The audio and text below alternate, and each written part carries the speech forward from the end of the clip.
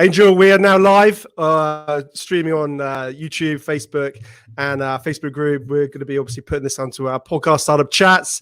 Absolutely. Thank you so much for joining me. I'm stoked that you're here. I think I've up a little bit early. I think you were just saying before we went live, I made you put you through hell. So I do apologize. No, that's okay. That's okay. You know, I'm so connected all the time, but it's true that, you know, you try to plan ahead a little bit what's going to happen in the day, but if it doesn't happen, it's okay, and you will know how throughout the conversation today, or you will know why. Well, let's kick this off because, you know, I'm so excited to talk about this whole topic of, you know, startups and that journey and that challenge that we all face, and I think wherever we can sort of get those pearls of wisdom or advice or help or a little bit of inspiration is always going to be a good thing and always help. So but before we maybe sort of dive into what we're going to focus on, which is that whole, you know, pivoting in times of crisis, I think that's a really interesting sort of topic actually, because I've certainly done that in various sort of degrees, and you know, we can chat about that. So yeah, it'd be interesting seeing your perspective. But before we do, would you mind sort of introducing yourself to the audience, and just giving a bit of a background about, you know, who you are and what you do? Absolutely. So my name is Angel Ribo, and I'm in Dallas, Texas, although I was born close to Barcelona in Spain. Basically one of my favorite cities, by the way. Oh, look Barcelona. at that. Love it. Okay, I thought that you were going to say Dallas, Texas. I've never been. I'd love to go. I'd love to come you to visit. Come. There's lots of great things here happening. So, but anyway, you know, obviously I love Barcelona too. Basically, both corporate CEOs and established entrepreneurs, they hire me to bridge the gap globally for expansion and exposure. The reason why I helped, you know, I use internationalization strategies to accelerate the growth of their companies is because throughout my life, for the last 25 years, I have held more than 1,500 CEOs in 33 different countries. And I was able to do that because actually, let me tell you a secret now that you are actually in the UK. One of the reasons why I'm able to do this is because mom and dad, they put me through an English academy when I was in school, when I was in elementary school.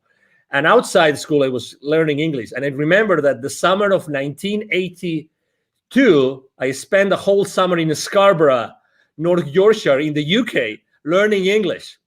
And I decided I'm not going to speak a word of Spanish for a whole month. And I requested that company to put me actually, obviously, with an English family, but I don't want to have contact with any Spaniard throughout the entire month. So I had actually a Swedish student doing the same thing, learning English in the UK as the same as me. And I only had contact with Swedish people and people from other places, but not with the Spaniards. And that's why I was able to speak English. And then, you know, I started my international career and everything. Something which is also really important is that, you know, as I lived in Latin America for 10 years, my heart and soul is with the kids in need in Latin America. And I started my nonprofit. It's called Wisdom for Kids. I did that 3 years ago. I'm the co-founder and president of Wisdom for Kids. And we help underprivileged kids in Latin America become entrepreneurs using the local resources. That's in a nutshell, you know, who I am and what I do in my life, Ben. No, that sounds amazing. You sound like you've been doing a lot and have a lot on your plate right now. So absolutely, it's always fascinating. And to be honest with you, I'd love to sort of dive more into all of those little, you know, all those elements and those niches to understand more about them. That'd be amazing. But maybe that's for another day. Absolutely. We can be, I mean, obviously, thank you very much for having me, Ben, here. And thank you, everybody listening to us today. I can be with you guys anytime. You just tell me 5 minutes before, and I'll promise to be there. Okay, Ben? Pinky promise. and that never happened, of course. Pinky promise. Pinky. My son does that to me. He makes me do pinky promises. You see? Of course, I told you just 5 minutes, as opposed to the 1 minute today. It's 5 minutes. I mean, this is like 5 times more time ahead. It's wonderful. You'll have to return the favor for me. You'll have to do the same for me one day.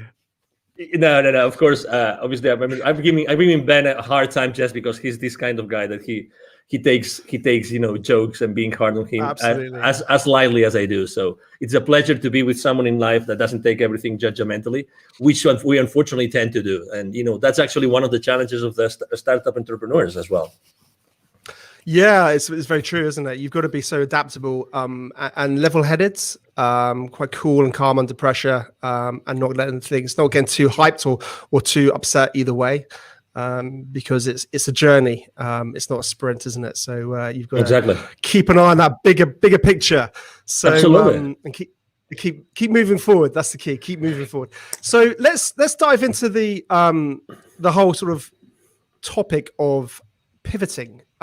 As we know, sometimes, a startup and an established business has to pivot. I mean, we've seen a lot of established businesses have to pivot in this time of, the COVID-19 and all the rest of it, particularly when, a business stream suddenly was closed off. A lot of brands had to sort of pivot towards more direct consumer sales rather than B2B sales. But certainly within that pre-launch phase and starting a startup, that can happen too. I know it's actually happened to us recently with one of our product launches. And without going into that, but I think it's a challenge that we face at various levels. And I guess thinking within that pre-launch phase, one of my thinkings is it sometimes best to pivot before you launch, if it's abundantly clear that you should, or sometimes is it better just to launch, test the market, and then pivot? That's a great question. And actually, you probably remember that probably it was like already 10 years ago that this guy invented this business canvas that you actually, it was a collaborative work developed here in the north of the country, in the US, by someone in the MIT, I think it was. The reason why I'm mentioning this is because we tend to forget that the buck, right, the dollar, the money starts with sales. And we are so hard on ourselves, going back to what I was saying about being judgmental, we are so hard on ourselves that we try to do everything else look perfect before we even talk to potential clients. Obviously, everybody in the startup world talks about the minimum viable product or minimum viable service, all these kind of things. But in reality, the only thing, let's say you and I, we have an idea today, and it's an amazing idea, which could be actually easy for us to have a great idea today. And we say, we're going to launch it. You know what we need to launch it? Okay, we commit that between now and 24 hours, you talk to 5 potential clients in the UK, you talk to 5 potential clients in Texas. We have 10, let's say only 50% of them show up. We already have market feedback. So I think I'm responding to your question. I'm a big proponent of, if you eventually have to launch something into the market, why don't you start talking to the market? And it doesn't have to be perfect. You have friends, you have former colleagues, you have relatives, you have neighbors, you name it. You go to a store, you go to a coffee shop, you talk to the guy which is serving you, the bartender. You can even ask that person for their feedback about what you want to launch. So to your question, my main business mantra is take imperfect action now. That's me. That's my clients. Take imperfect action now. So definitely, I would reach out to the market first, and then I would start strategizing about what's the best way I can launch or pre-launch my product or my service or my company or my venture. But definitely, I mean, I have seen so many people wasting so many hours, so many days, so many months perfecting something before even talking to someone in the market to see if that would fly or not. So that's definitely my response to that. No, it's very true. I think within a good pre-launch phase, speaking to the audience is absolutely critical, because like you said, too much time can be wasted on tech development, and your whole bubble of one, an opinion of one is always dangerous, as they say. So I think there's no doubt. But it's interesting, as talking about the pivoting challenges. We faced a technical challenge, for example, and I was thinking about, I wonder if you could sort of categorize those problems, whether they're it's the challenge of or the wanting to pivot because of technical challenges, and you realize that initial angle is closed off to you. For example, you need to feed in, you need something with you're relying on a third party, and then suddenly they cut off their service, and your whole product roadmap was and the USP was around this collaboration. So you're relying on a third party, and then suddenly they pull the rug from under your wheels. when that happens, clearly you need to pivot because you can't really launch to market without it. But I think one of the mistakes, and that's something that's we've recently found. So we're having to do a slight pivots in terms of our launch, one of our products that we're releasing, in terms of just realigning some of those core elements. Interestingly, we had and it's still ongoing, is another product launch which started way back when, and that was my thing.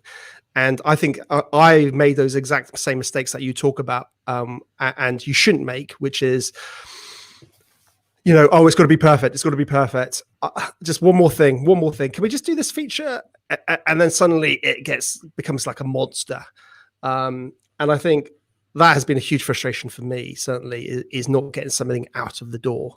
So it's interesting, isn't it? The pivoting can come for different reasons. But you see what? I mean, this is how I typically don't curse on podcast interviews, but I don't know if I'm allowed to do it today. But we get so sidetracked by perfection, and you just described the perfection sidetrack. That you wanted to do this additional feature, this additional thing that would make this offer like magnificent, like extraordinary, it's spectacular, right?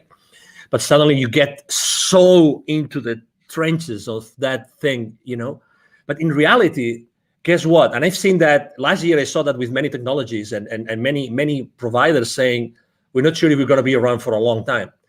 But guess what? The difference between the technologies that I kept on working with or the others that don't, because maybe they were scaling down, downsizing, whatever, is the attitude of the customer service people, the support people. So even if their product wasn't perfect, I stuck with them because their customer service, the attitude of the support team was flawless. They were really genuine human beings that were there to serve me. When someone is really acting from within, being really present and saying, hey, this is what we have, this is what we got. We know that you are going through challenges. We are also going through challenges. I'm going to spend probably, it's going to take for me 3-4 times longer to respond to your ticket, but I'm still going to be here, and I apologize ahead of time. So setting up expectations, Ben, is so important. It's so important. I'd rather work with someone who has a not so, let's say, mature technology, or not such a comprehensive technology or service, but their relationship with me is so human, is so empathetic, because I really value that, and I'm going to connect with that person much more in depth.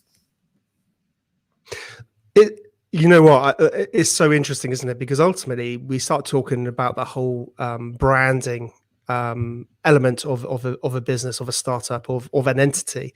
What are the core values of that business? How does it want to interact and engage with its customers and clients on board?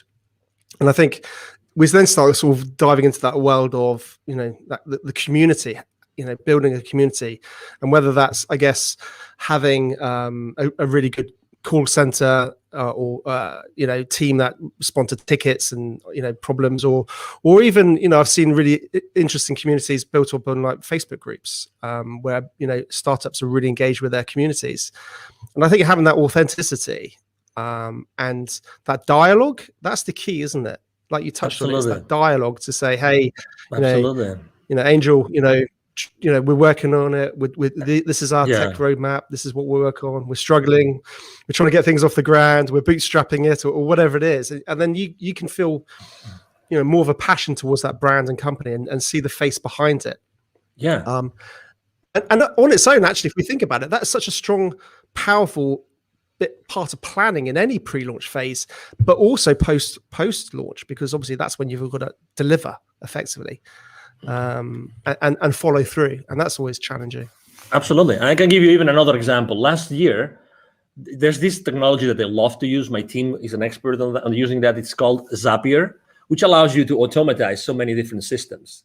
Zapier takes webhooks from here and there and blah blah blah, integrates so many. So I use a specific dashboard with my clients, and guess what? This guy said they're not cheap, but this guy said, we're going to give you 3 to 6 months for free, just because we know you're suffering.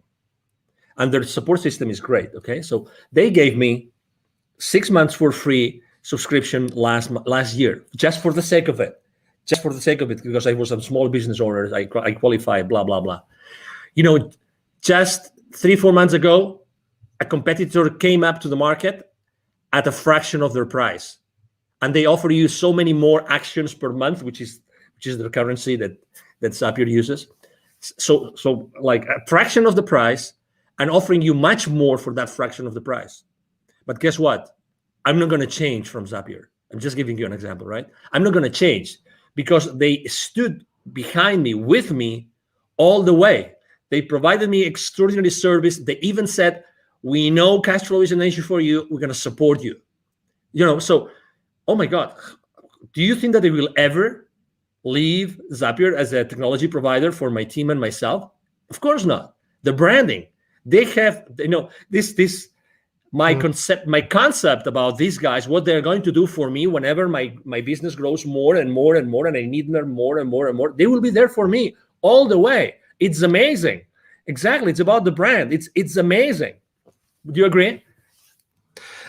100%. And it's interesting, isn't it? Because I guess if you've got that strong narrative, that strong brand, that's good, that story that people buy into, if you do have to pivot, then it's much easier to bring them with you, because I guess you can again have that honesty and say, hey, listen, we're having to realign our business model. We're having to do this.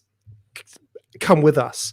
And when that pivoting moment does come, I'm guessing that's a lot easier. Yeah, it is because again, you trust them. You have already developed that relationship. It's all about expectations, Ben. I mean, really setting up the right expectations is so important at all levels. We tend to, there's a concept I use both when I coach personally the CEOs and when I work with in business, when I'm doing business consulting, which is a secret contract. And think about it. This concept of secret contract is just brilliant. With every single person that you have a relationship with, Ben, and everybody listening to us, with every person that you have a relationship, there's a lot of things that you've never shared with that person, but you expect from them. You've never spoken about those things, but you expect from these people a certain things. And the other way around. You've never talked about that with them, or they never talked about that with you, but they expect things from you. And that even happens with your business, with your family, with your partner, with your life partner, with your kids, with your father, mother, with your siblings. There's always those things that you expect from them, but you've probably never asked them or talked with them about them. That's why setting expectations is so important in the journey of an entrepreneur, of a startup CEO. Setting the right expectations with everybody, with all your stakeholders, is so important. And just with that, you are building, just with that very simple thing of setting the right expectations, you're starting to build a very strong brand. You will never be in denial. You will never sweep things under the rug, ever. You will always be there because you are very clear on the expectations. That's so important. And it's so easy to do. But in reality, we don't do it. No, it's interesting, and I think you hit the nail on the head, because it also is very similar to just old ways of doing business well.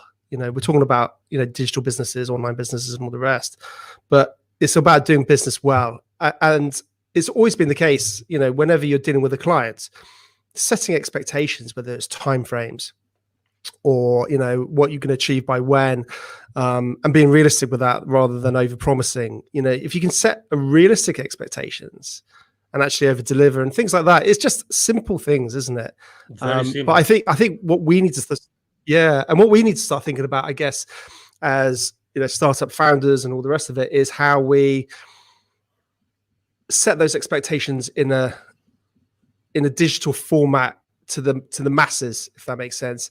How do we communicate that? And that might be simple as just, I guess, creating a Facebook group about your business and start talking about it, and then setting those expectations.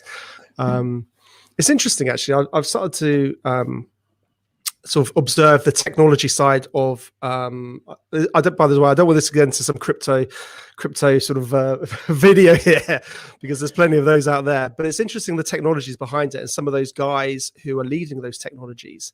and the way that they build community, and the way that they engage and constantly keep their audience who are interested updated. The one that springs to mind, if I'm honest, is probably the I'm gonna forget his name. The Cardano founder, Charles Hodgkinson, something like that. I can't remember off the top of my head. And he's constantly sort of talking about Cardano and what they're doing and all the rest of it. And that's when you just think about it for, I guess, your own business or your own startup it's interesting lessons that you can possibly take for yourself post-launch, but equally, I think pre-launch, and start getting a bit of hype behind it before you even go live potentially. When should a business, I guess, not pivot? That's an interesting question. Can businesses pivot too soon? I think that the market speaks. I think that the most important thing is to see if the market is actually moving, is shifting, if the market is asking for different things or not, if the market is still willing to pay for the same products and services or not. That's the question. It's not about us. It's about the market. It's about, is there a new market being created? Is there a new community being created they're going to want specific things? So that's the question. I think that you have to really put the thermometer in the market. You have to have those conversations, those imperfect conversations with your potential clients, and see, hey, will you keep on paying for this? Do you still feel the value? Do you still feel the value in these kind of products? Or right now, what's happening now, what do you think is going to help you go to the next level? How many times, honestly, think about this, Ben. How many times before you sell to a client, you actually tell them this: I know I'm going to be part of your problem when you place the PO with me, because you're going to put X amount of money on my pocket and you will have nothing in return. My commitment to you is that I will make as much as I can to return on your investment. But how many times you have told that your clients, I care so much, I know that I'm going to be your problem right now when you place the purchase order, right? And I also care, I really care about how you are going to recover that investment. These conversations are very uncommon and kind of conventional, because they are uncomfortable, because we think, oh, maybe someone doesn't place the PO, right? It's very similar to, as entrepreneurs, when we start niching, and we start thinking of what's the right way to position, what's the what's that sentence, that pitch sentence, that statement that we use when we're trying to craft it, that we're always between this 30,000 level feed, copywriting, or onto the ground level copywriting, right? We're always trying to bring as many people as possible to our world so they can buy, or we niche down so much so that we really speak clearly to someone who are really the people that we want to serve, right? We also move in that space. You see, it's the exact same thing. Obviously, I think we have to be extremely precise, because we really want to serve someone, and we want to serve this someone really, really well, right? So to your question, again, definitely there's a moment where you have to decide if it's the right moment to pivot, or if to pivot or not. But again, it's all about who you are serving. Let me tell you an example. What could you say has happened last year with 7.5 billion people? If there is one factor that had all 7.5 billion at some point, it's fear. Okay. I'm not talking about politics. Okay. I'm just saying what it is. There's never been more fear in the planet like last year. Okay. And maybe it continues this year for whatever reason. Okay. I have been building bridges. You are a public figure. I'm a public figure. We're here to build bridges. We're not here to fracture the society. We're here to actually help everybody come together, get together, and make this world a better place. That's why you're doing what you're doing. 100%. That's what I'm doing. Exactly. Right. So, but still, if there's fear, think how you can help everybody. If you know that everybody's going to be in fear, why don't you talk to your market and you double check that that's the reality, and double check if that fear is going to move the needle for what they need. They may need some additional personal support.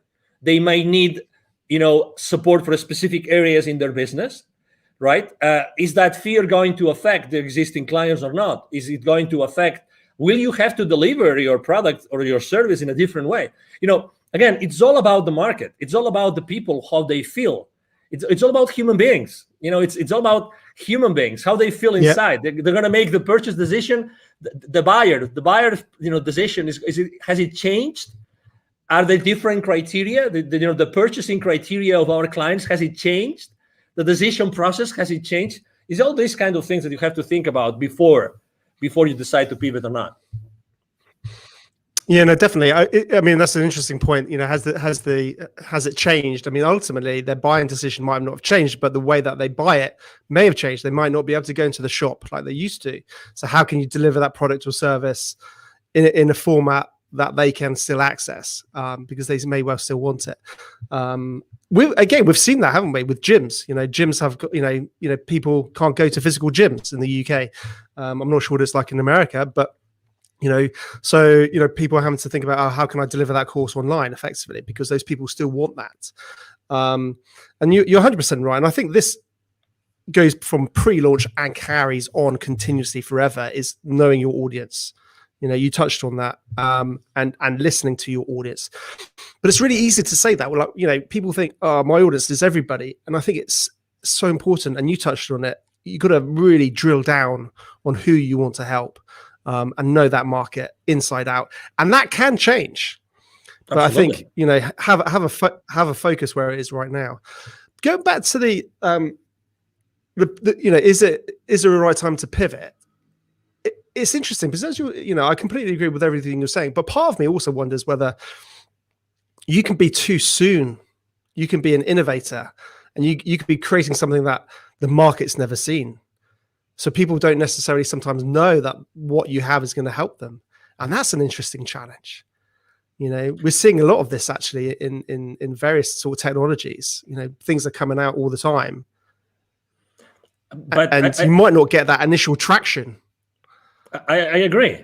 But it all comes down to, as you know, people buy from you what they want, but you know what they need, right? I mean, you define a transformation path, right? You define the transformation path. You talk to them with your pitch. You talk to them to find them where they are, and then you describe a transformation path, and you are selling them the transformation and the final destination of that transformation, right? You got to tell a good story, haven't you? Yeah, exactly. But again, I think that we make a decision as entrepreneurs. We make a decision every single day of what we talk about and who we talk about.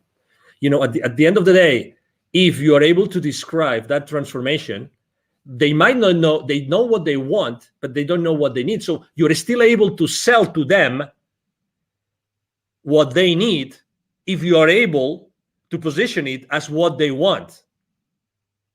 Okay, so obviously there's this very famous book that you've probably read, The Crossing the Chasm, about technology adoption. Very old book already, like 20 years, 30 years old.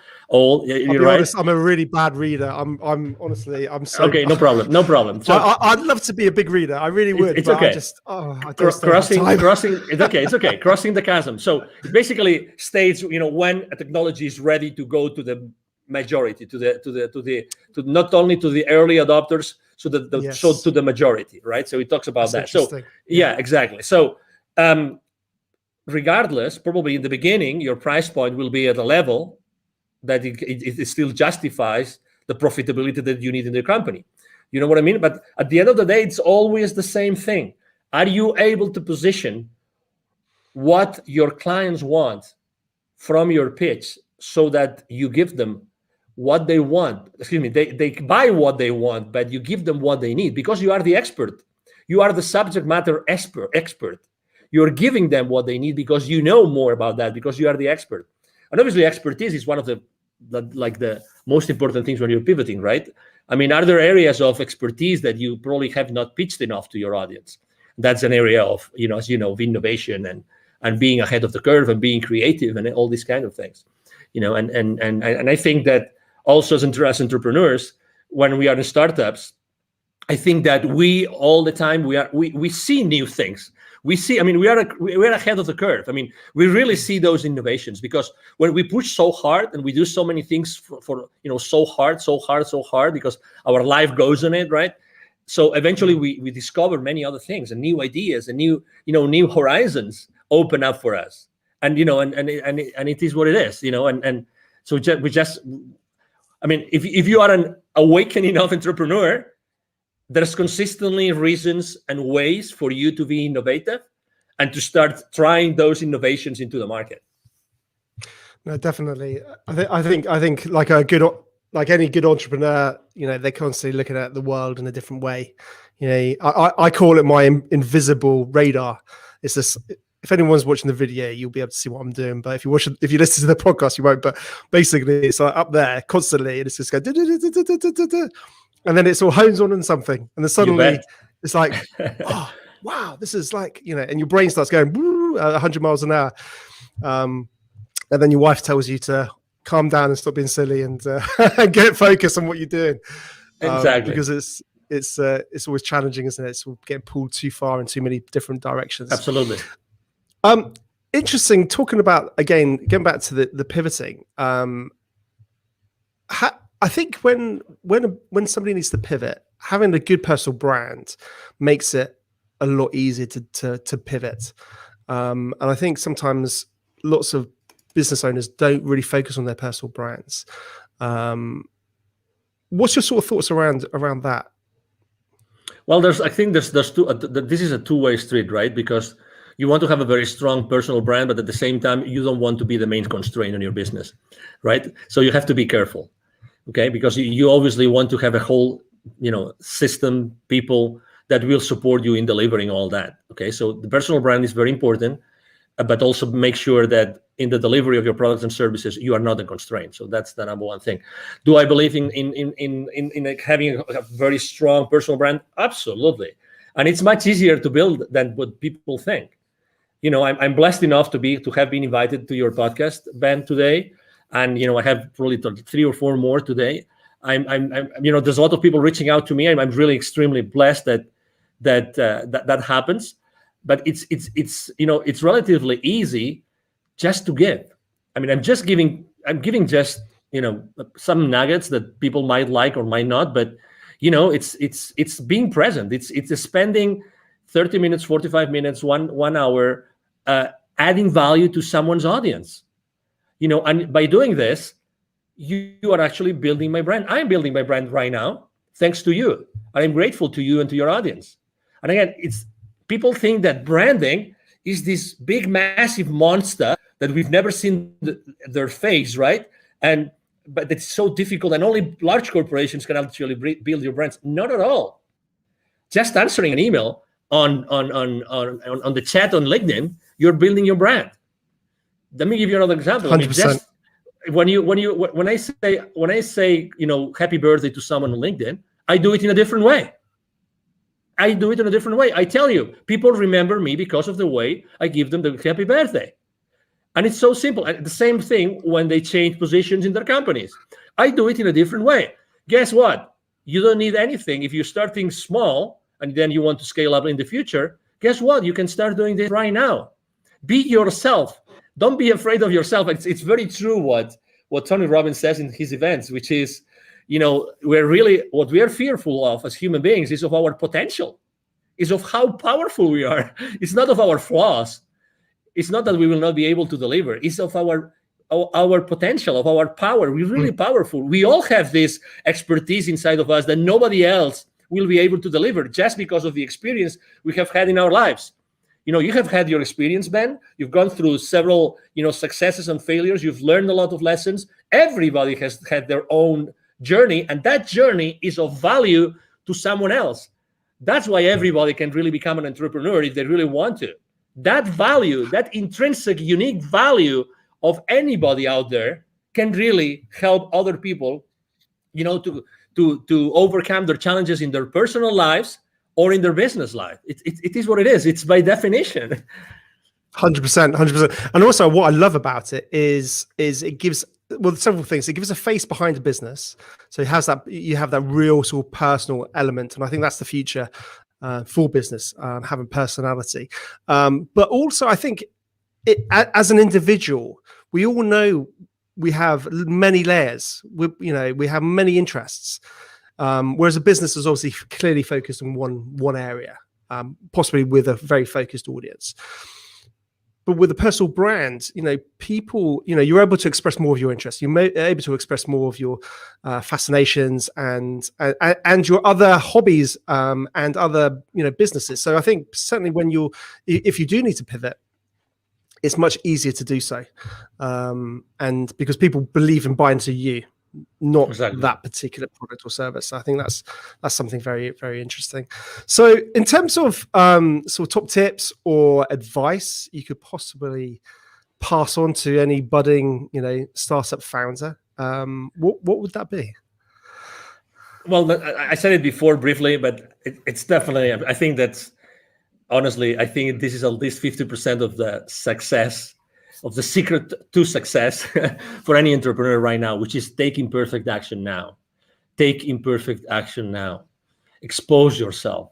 Whatever you want to do, start doing it right now, immediately. Start talking to potential clients, to potential partners, to potential collaborators, to potential allies, immediately. Take imperfect action now. Don't wait. There's never going to be a perfect time for you to become an entrepreneur. Never.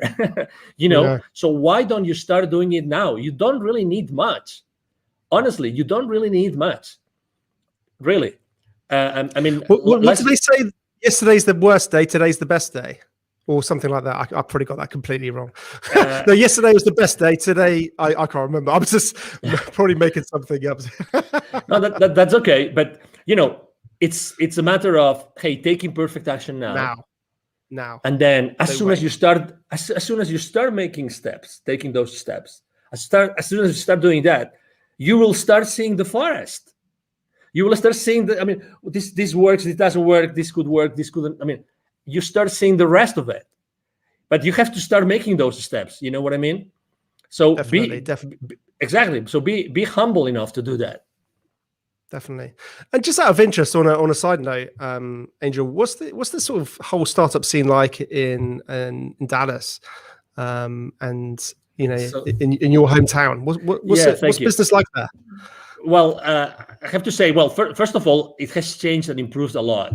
Dallas used not to be the startup hub that it is today. I've been very involved with the startup community here. Actually, last year, it's so funny. Last year, I gave 2 different webinars to the startup community here, and the title of both webinars were Pivoting in Times of Crisis. both of them. So there's a very strong community for startups here, very strong. That particular accelerator I gave the webinars to, it's called The Deck, but there's many accelerators. The mayor of Dallas himself, he has said many times on the stage, he wants to become a very stronghold, important stronghold of the startup community in the country. And there's a lot of, angel investors community and family offices. And this, it's really a great place to be an entrepreneur and to start up your business. I'm very involved with the Startup Week here and with the Startup Weekends. I've been the jury for a few Startup Weekends as well. So, it's a great place to be, definitely. I would encourage anybody that would like to maybe try and come to the US. This is a great place to be. Fantastic. And am I right in thinking a lot of people are moving out from California and Silicon Valley to Dallas? Totally. Is that right? Yeah, it's true. Actually, large corporations, even before the pandemic started large corporations from California started to relocate here. And right now it's massive. It's massive, the amount of people that are moving from California and many other states to Dallas, to Texas, North Texas, because Dallas is strategically positioned. You don't think about it, but Texas is a huge state. We will never run out of space. That's the beauty. We will never run out of space. And we don't have a state income tax, which is great. And also, the property prices are pretty reasonable. So yeah, it's a great place to be. Ben, you should start making your luggage here. Come on. Well, I've got a wife and 2 kids to sort of bring in tow. So great school systems here. Great school system. Oh, fantastic. Well, absolutely. You know what? We can have this conversation aside, Ben. Well, it'd be great one day, definitely. I think in my dream one day, I really want to make sure I get to meet, like you in the real world, and all my guests, because I think it's it's very easy for us to just do it virtually, and that's fantastic. But I think if we can actually try and do that, like down the pub and have a beer, that's where relationships can get built and go further. And I think digital and what we can do now is amazing. But I think if we can get that, carry on with that social element into the real world, I think it gets even more powerful. Yeah, no, definitely. So one day I will get over to Texas and come and say hello. So no doubt, I'd love to come and say hello. Awesome. Please do. Brilliant. Well, Angel, listen, thank you so much for joining me. It's been a real pleasure. Fascinating to chat about pivoting and some of the challenges and all the rest of it. And you take care and have a great day. And you too. Thank you very much. And if I may, just to tell people how they can find me. Absolutely. Okay, so again, my name is Angel Ribo. Last name is R-I-B as in boy O. R-I-B as in boy O.